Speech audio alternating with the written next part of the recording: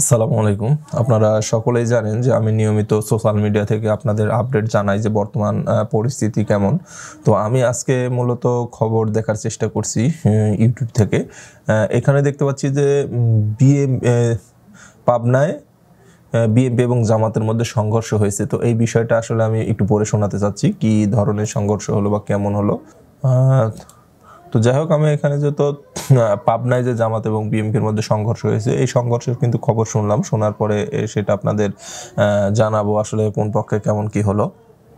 তো আসলে দুই পক্ষেই অনেকটাই হয়তো বা ভাঙচুর হয়েছে। ভাঙচুরের পরবর্তীতে দেখতে পাচ্ছি যে কমেন্ট বক্সে প্রায় 393টি কমেন্ট রয়েছে। এই 393টি কমেন্টের মধ্যে মূলত কোন পক্ষে কেমন কমেন্ট হয়েছে এটা আমি আপনাদের পড়ে শোনাবো।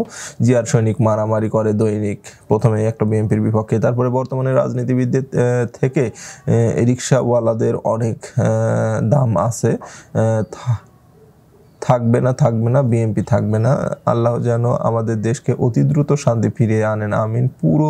তারপরে আরেকটি কমেন্ট, পুরো পরিবার সিদ্ধান্ত নিয়েছে জামাত ইসলামকে ভোট, পুরো পরিবার সিদ্ধান্ত নিয়েছি জামাত ইসলামকে ভোট দেবো ইনশাল্লাহ।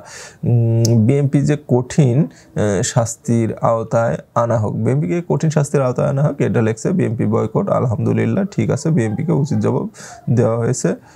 নৌকা ধানে শেষ, 2 সাহেবের 1-20। তো যাই হোক, অনেকগুলো কমেন্ট পড়লাম, ম্যাক্সিমাম কমেন্টই বিএনপির বিপক্ষে যাচ্ছে।